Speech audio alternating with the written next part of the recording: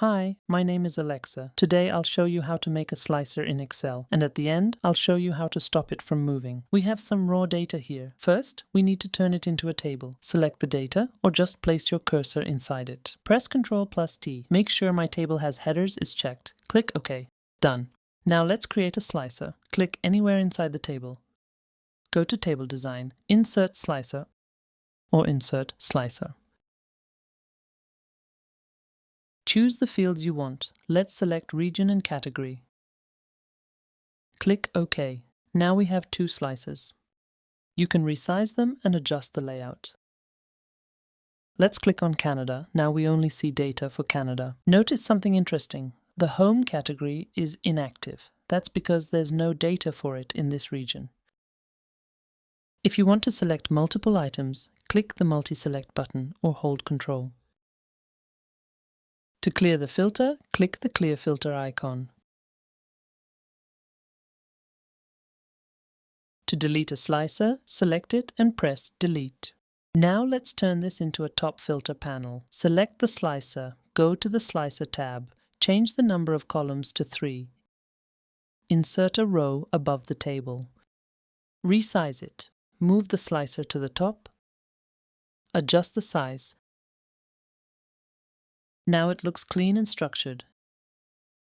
Everything works perfectly. Let's create a pivot table. Click inside the table. Go to Insert, then Pivot Table. Choose New Worksheet. Click OK. Let's build the pivot. Drag region to rows. Drag category to columns. Drag sales to values.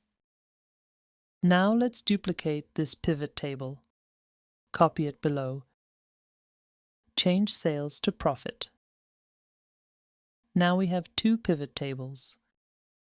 To add a slicer to a pivot table, click inside the pivot. Go to Pivot Table, Analyze, Insert Slicer. Select Region. Click OK. Let's make it 3 columns and move it to the top.